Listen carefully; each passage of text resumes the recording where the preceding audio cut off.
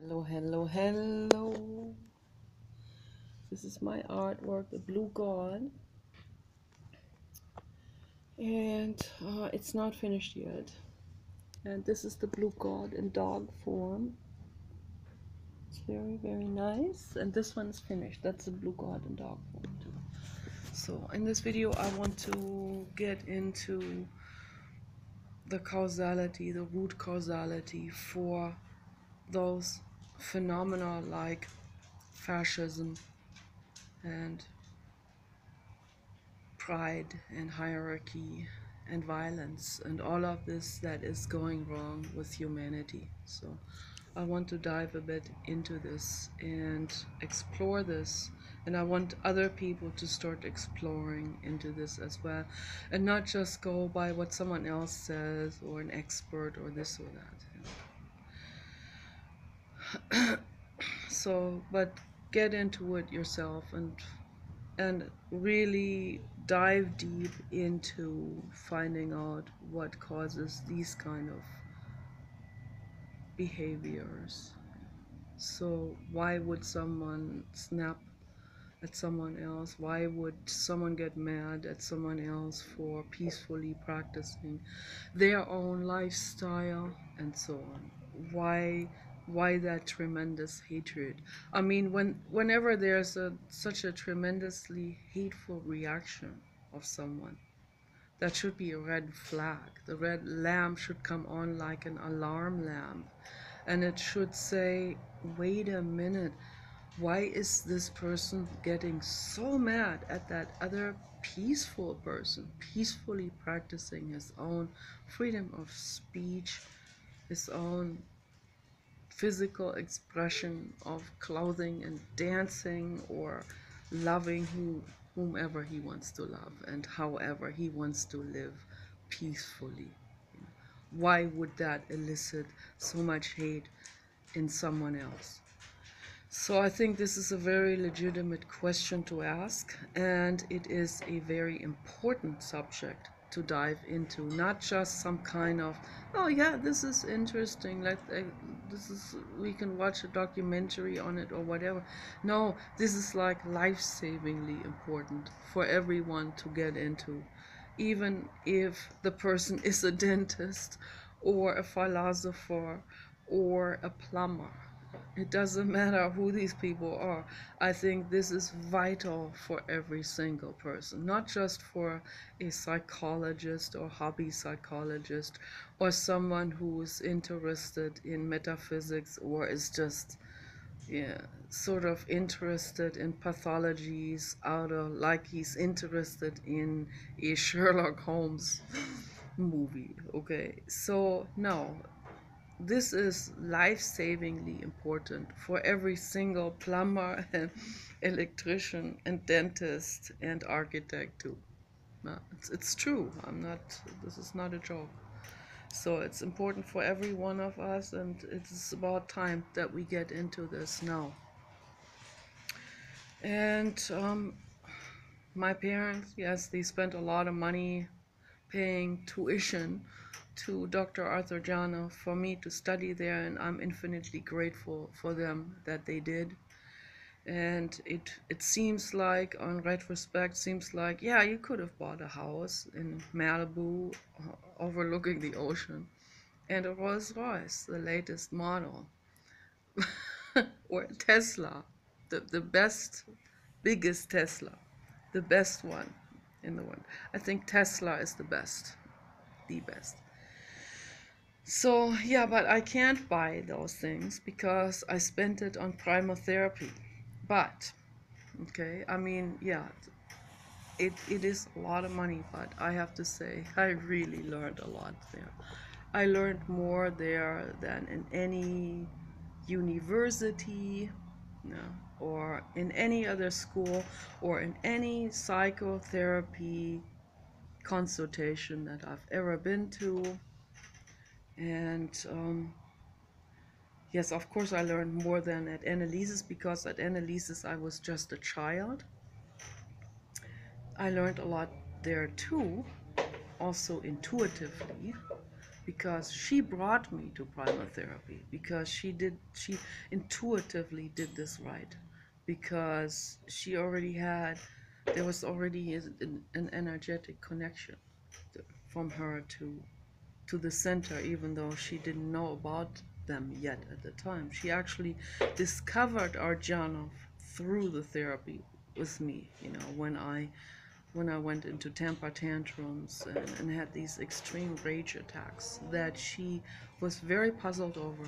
How can a child be that angry?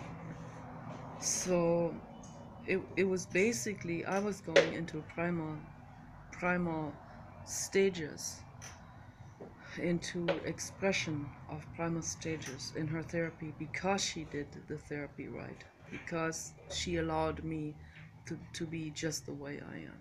She allowed me to feel what my body wants to feel and express.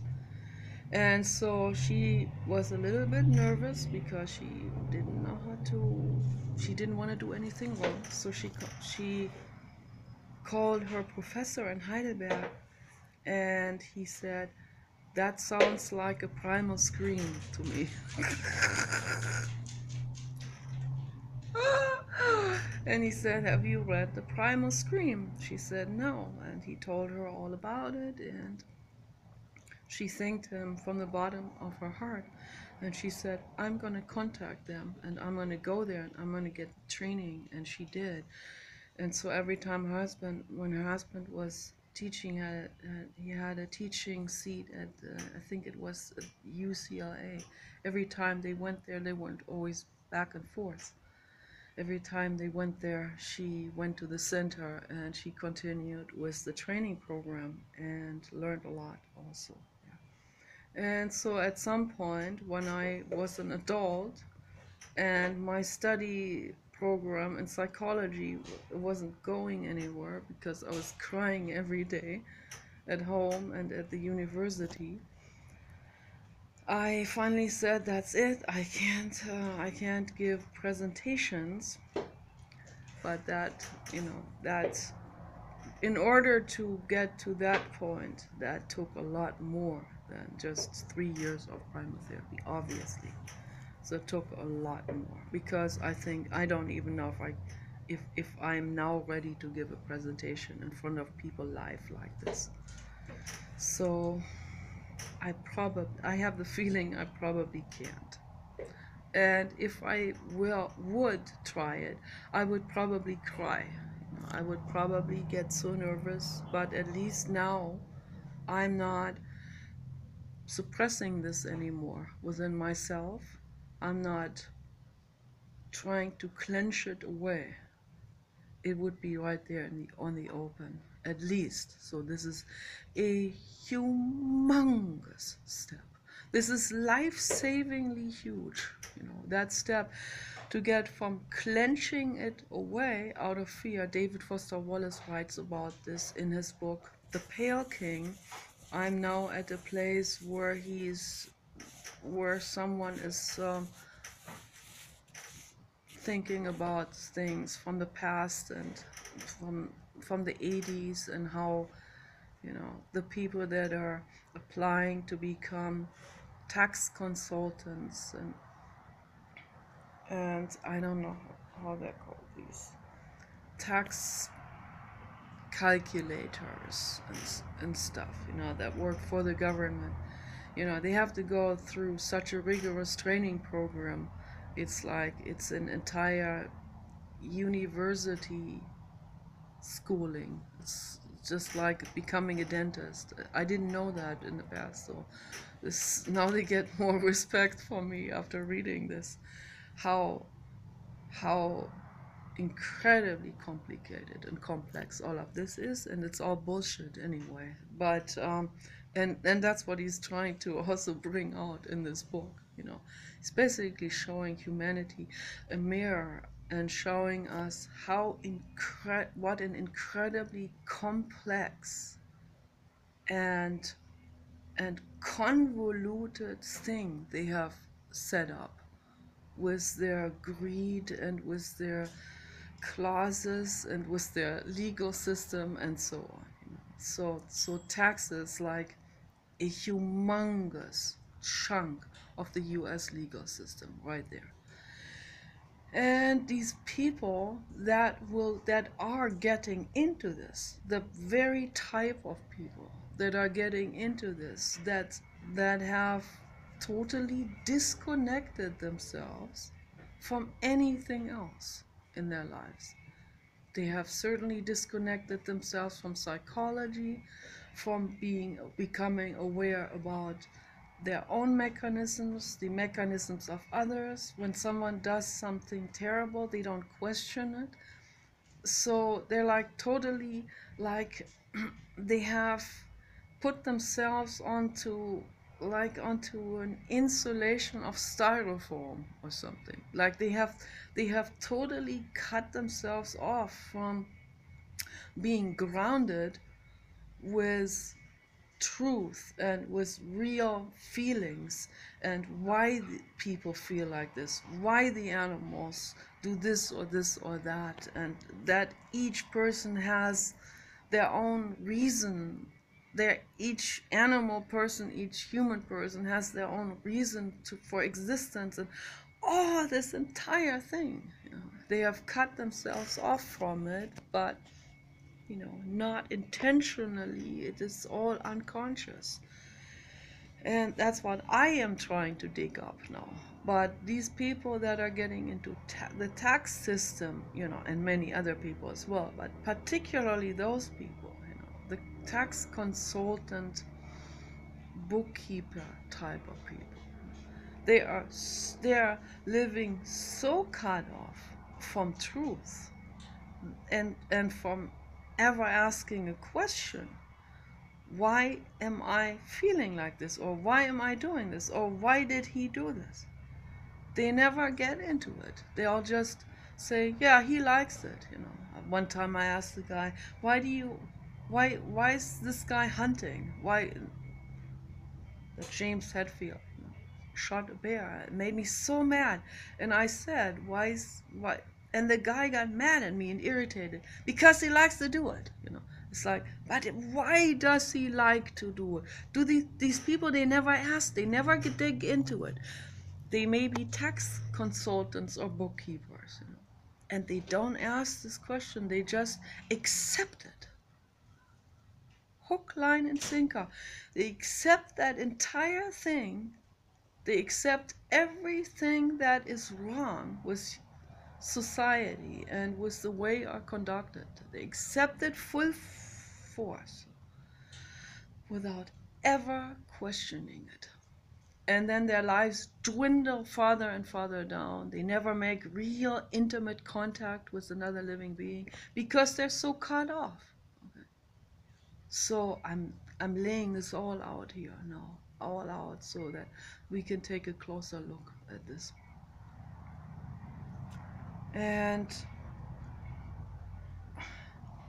And that is what David Foster Wallace describes in his book, The Pale King. There's this one guy, he's applying to get into this job for the government, as the tax calculator, or whatever they're called. And I have to study this a little bit. I have to look up some of these codes and these words and find out what exactly that stands for, what that means, and why this came into existence, and all of this. And the whole entire history seems to be also built on some corruption as well. So David Foster Wallace is exposing all of this little by little in his book, that there's a lot of corruption that has been going on for hundreds of years. Not in terms of mysterious conspiracy theory, but in terms of very unmysterious and very tedious and extremely boring, and boring to excess. Like, it's like, it really is the bottom line, the main theme is boredom. Boredom. And what is boredom? Boredom is bleakness. That's what boredom is. Someone in prison mentality, prison atmosphere. That's boredom. That's being isolated away from truth. That's being religion is boredom. So it's being isolated away from the ground of truth, of life, of love, of intimacy in terms of real connection to another living being, a real mental connection, a warm motherhood type of connection. So they're isolated away from that. If you get closer to this warmth and connection, you could never hurt another living being. If you are tuned into warmth and connection, whoever these people are out there, they could not hurt another living being. But it's because they're isolated away from it. And not only are they also isolated away and insulated away from all of this, they have written themselves into further and further convolution, away from it, further and further away from it, backwards, and into self-destructiveness, and into Maya, into complete illusion, into complete falseness of existence. Everything becomes false. So, and in this realm of falseness, and with this never questioning anything of themselves or others, they ride themselves further and further away, but with high speed. And they end up doing terrible things, and they think that's all okay. They accept all of this. It's sadomaso. It's just their lifestyle, it's their choice. So they never question it once why this comes, why someone feels excited hurting another living being, why someone is greedy, and why people in Monsanto will drive the farmers in India into extreme poverty where they commit suicide, and they think it's just good business.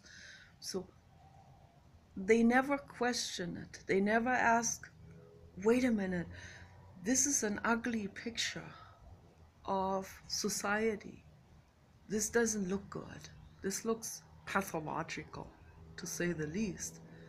They never ask that. They never say that. They never notice it. Fascism of any sort is such a convoluted state of mind, of saying that someone likes this person but hates that person. He likes this nation but hates that nation. This nation goes to war with that nation. This football team goes to war with another football team. Maybe the players don't go to war, but the fans. So there is fascism in such an uncontrolled manner, and so convoluted, so bizarre and schizophrenic already. And people don't pay attention. They think this is all acceptable. They think this is all good. They think there's nothing wrong with it. Their dad did it like this, the grandfather did it like this, and they think that's okay. Then they think they need to watch soccer or competition sports, or horse racing where the horses are hurting themselves and people are not saying anything. They think this is all okay. And involving animals, that's a real crime. That's a capital crime, to involve animals into competition sports. That's exploitation, and that's cruelty, like greyhound racing or horse racing. That's cruelty. Or dog fighting. That's extreme cruelty, all of this, okay? But people don't question it. Why? Because they have isolated and insulated themselves away from the ground, from the groundedness, from the truth, from the love, from the intimacy, from seeing that other living being for who he is, the greyhound or the horse. Sometimes when we give the animal a name, then it's like a remote call from another world that might trickle through the brain a little bit, no, and say, oh, you see the individual, he has a name, he has a mother, he has friends, he has a caretaker, caregiver, he lives there or there, and now he's retired and he's carrying emotional wounds from that lifestyle that they put him into it. Then it becomes personalized. Then suddenly a little trickle of intimacy comes in between you and that being. And you see there's a being, just like you. But before that, the people go there to the racetracks. They will bet money, and they live isolated and insulated away from these animals that are there being exploited. And they don't question it. They live in their world that is so isolated away with this racetrack and the money betting and whatever the sociological interactions, and the women want to be seen and photographed, and they want to be glamorous, or they are in their materialist kind of train, and they don't see the animals. They don't see the whales being exploited at the ocean aquariums. They see this as this is plastic to them. It's like it's become just some kind of show, like you would watch an animation show on the internet. But at SeaWorld, there are real living beings that are held captive against their will. They become sick with fungal infections because they don't get to exercise. These huge animals, they have huge brains. They're highly sensitive beings. They need to swim for hundreds of miles every day on high speed to get the oxygen flowing through their system, to get the blood flowing, to stay healthy, to have the muscular system working and moving and staying healthy. Okay. But the people that go to the aquariums, they don't see it. They see these whales as just like a rubber ducky in a bathtub, something that has been made animated, or that is a machine or something. Those are living beings like us, and more so. They are more complex and more complicated and more sensitive, and their central nervous systems are more built out and more complex. Can you imagine the suffering that they are experiencing in the ocean aquariums? It's pure hell.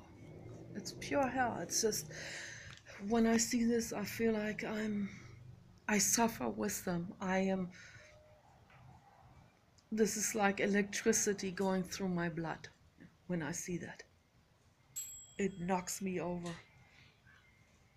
It makes me fall into a fetal position, and I go into a convolution, and I just scream when I think about this, and the helplessness that I feel, in regards to the exploitation in the world that is happening. So making videos about this is the only outlet. This is the only thing, the only actual thing that I have, and it wasn't easy for me to start it, but the need to say something and to bring awareness to the world is much bigger than my own petty fear of people laughing about me, and my awkwardness and my insecurity, and my shyness, and all of this, my fear of showing myself. And and the fear of being humiliated and all of this, all of this falls to the side. It's still there, but it falls to the side because my activism is infinitely more important than those kind of fears, that pertain to me and my insecurity. So, and in the same way, the message and the activism is so much more important than my haircut and my pimples and my greasy skin. I put sun lotion on. I'm breaking out a little bit. And yes, I'm not apologizing for it. Why should I apologize for this? So we all have stuff, and we all have sometimes skin irritations and pimples and greasy skin. So, you know, and all this hating, if someone really absolutely can't stand looking at someone, then on the internet it makes it so much easier, because now I know I'm not imposing or anything, because whoever sees me can turn it off, right? So I didn't impose, I didn't cause someone a trauma where they now have to go into an insane asylum because they saw my face, my Medusa face and eyes, So no, you can turn it off, and I'm a very warm-hearted person. I don't see why my ugliness should cause someone to be transported into concrete like what the Medusa used to do. So no, I don't think so. No. I would, if I was that bad looking, where I would cause someone to be traumatized, then I definitely wouldn't show myself. I mean, so yeah, it's just, yeah, I'm not a Barbie doll, okay? So get over it, It's not a big deal at all. It's not a life-threatening emergency. So if someone doesn't like my videos, they can turn it off. But I feel the need to make these videos because it is so extremely important what I have to say, that the activism is so incredibly important. There are animals out there suffering, and each person is responsible to do their part to help, to bring awareness to this, to get informed about it, to inform others about it, and to speak out with their voices, with their votes, with their signatures on the internet, mainly on the internet. This is where it's happening, and we have done so much already by cyber signatures, by people signing with their name and where they live or whatever. I don't they don't even have to say disclose where their name, and all of this is also confidential. So it's, people can even make up something, a name. What matters is the voice, and it's that voice, that comes from this or that individual computer, and that has been registered. It's those voices that count, that matter, that have actually shifted mountains in this regard. It has shifted laws in Russia, in the United States, in Germany, in France, and worldwide. We have shifted mountains legally just with internet petitions alone, and bringing awareness, letting people know what's happening out there. That weighs so much more than any kind of vanity or comparisons and all that stuff. But see, this is what the subject is about. Why are people so hung up on the vanity and on the comparisons and on all of this stuff? It could cut off now, but that's okay. So, because it's reaching maximum capacity, I don't know how long it's gonna go. But why I'm digging into the causality wise. So if we can all also get into ourselves, we will become more intimately connected with the environment and the animals and other people and any kind of life around us. people will pay more attention. They will not spray maggots with a pesticide sprayer. Okay, they would never do this, because then they will see that the flies. Okay, then they will see that the flies they're there for a reason. The maggots are there for a reason. They're a recycling system. Okay, flies are extremely useful. Okay, I mean, like life-savingly useful. Okay, but people, they see it all from a very twisted point of view, cut off point of view. They'll go, oh, when they see an earthworm, for example. And earthworms are that is our number one recycling system on this planet. Without the earthworms, nothing would function. Everything would die. This is a fact. Okay, this is, read biology books. Okay, this is a biological fact.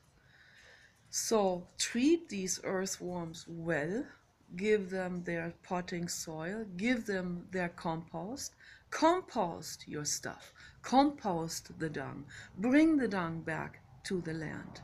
Okay, not being isolated, insulated away mentally, and then the consequential actions that arise out of this mental and psychological insulation and isolation, like sewer systems where people, they try to tuck all of this away as if this is something bad. No, this is part of the life cycle.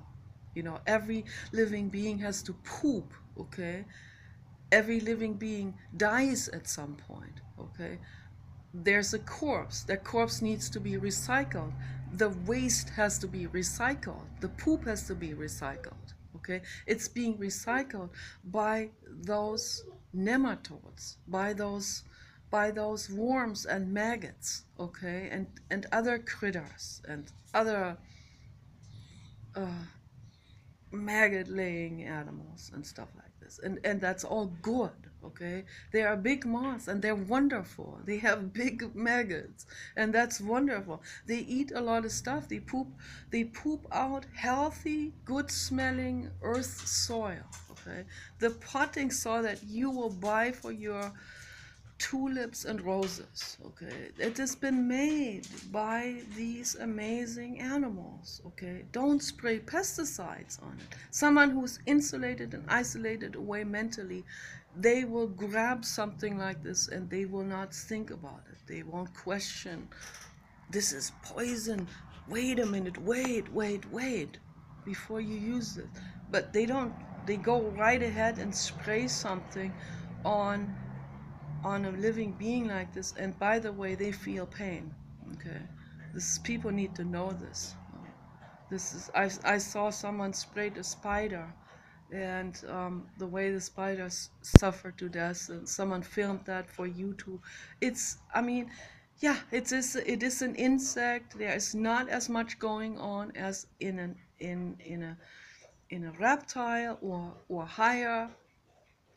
But still, they have a nervous system. Okay, they may not have this very built-up central nervous system, but they have a nervous system, and the worms have a nervous system.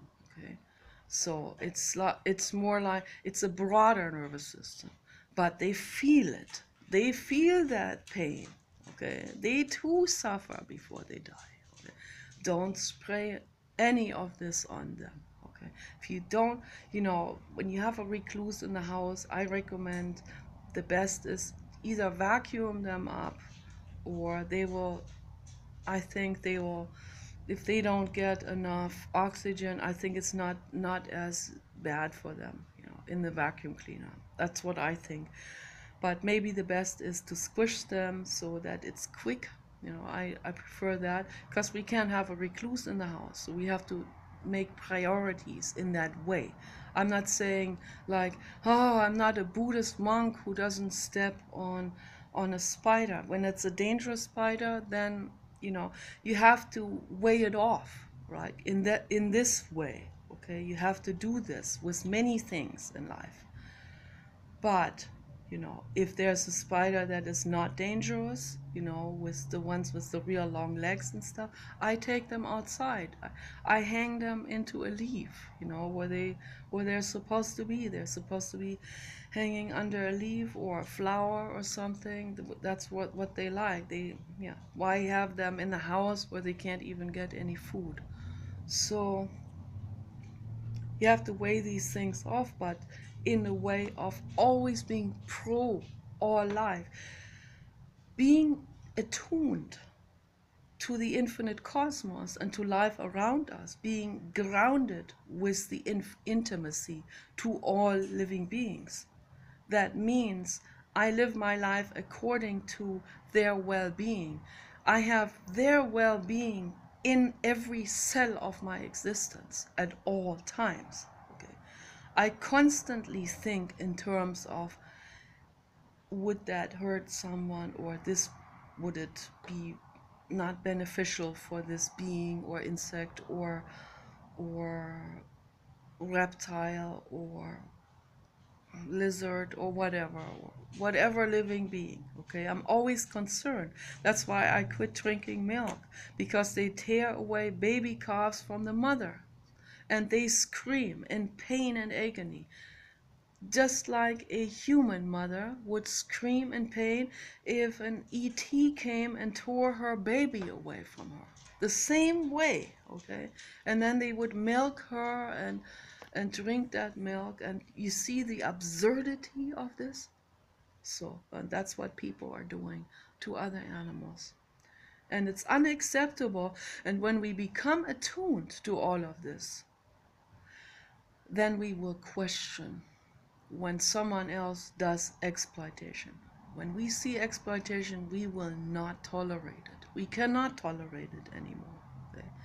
And so it is very important that to get into the meditation, to take these steps to become attuned again to the infinite cosmos, to the ground under your feet. You have to sit down on the grass, not sit on a piece of foam rubber or styrofoam, again, insulating yourself away from it. You have to sit on the grass. If you don't want to get a stain on the pants, which I understand, I always sit on the grass directly because I like it, I love it. But if you don't want a stain, if you have white pants on or something, then you can take a cotton mat, all cotton, all natural fiber, lay this underneath and then sit on it. Then you will get grounded. Don't put something underneath yourself that shields you away from that important grounding electricity and energy that is in the earth. Okay, so you sit on the grass and you have only natural fibers between you and the ground. Then you will soak up that healing energy, you know, the chi energy, the prana, okay, from the ground, the negative ions, as they call it, you know, it will ground you, it will ground your electrons and make you whole again, make you feel whole and connected. Meditate like this every day, okay? And do nothing. When you see a ground animal dig through the garden, sit there and observe. Don't judge. Don't say, oh, my grass is being ruined or whatever. Look at it from the other point of view and say, there is a happy ground animal digging himself up through a tunnel. And that's good. Don't hurt that being, okay? They actually aerate your garden. They make your garden healthier. So if they dig up some mountain of soil, you can rake that over. Just rake it over a little bit and it will be fertile for the new grass to grow. Okay, so don't make an issue out of it. People, this is fascism again, you know, like, why do you have to have a perfect lawn? and to show off someone, and then you discriminate, you snub your nose on someone else who has a natural lawn with diversity. That's fascism again. Or to say, oh, this hippie or whatever. No, but the hippie is letting life be. Okay? If you see it from the other perspective, then you're not going to be judging. Then you're not going to be fascist anymore. So sit down on the grass, observe the ground animal coming up, send him love, and see how cute he looks, with the whiskers and the cute hair and all of this. And they have some lovely beings in Germany. So, and I hated it when the gardener was setting traps for them when I was a child. I hated it, absolutely hated it. And I told my mother over and over again, please don't trap those. They're vital, they aerate the garden. They give oxygen to the soil. So every being also has an important meaning. So maybe there are some parasitic beings. Yeah, but and then we have to weigh it off again. Of course, we have to exterminate a parasitic being because, and maybe some beings don't really have a purpose. It could also be the case. Yeah, maybe their purpose is to give us a hard time so that we use our brain and become more inventive. So maybe that is the purpose.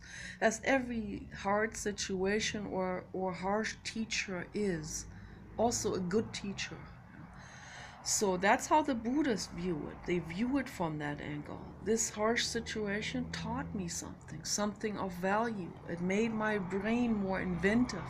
Okay, in Germany we have this saying, to make a virtue out of an urgency, out of an emergency. So yeah, that makes our brain work a little bit more, makes us have to brainstorm and find better solutions, and that's what we have to do all the time. That never ends. The Japanese have the word kaizen, which means constant and never-ending improvement, and that's what life is all about, and it's supposed to be all about. We're not supposed to be sitting there and stagnating, and then if you don't move, then you stagnate. So then nothing is nothing's happening. Stagnation is not proliferation. We need to be in a constant flow, because life, everything is in a constant flow. That doesn't mean you can't take a nap. Of course you can take a nap, but taking a nap is also being in a flow. What I mean is you can't be resting your brain. You can't be resting your brain with some kind of stagnated mindset. That's what I'm trying to say. You need to stay in the flow, and you need to continue to explore and learn and read books. Reading lots of books has saved people from becoming schizophrenic. It's the mental stagnation and the religiousness that causes schizophrenia. But no psychiatrist is going to tell you that, because they want to keep their clientele. They don't want to make people upset, right? So I don't have anything to lose. And even if I got more subscribers, I would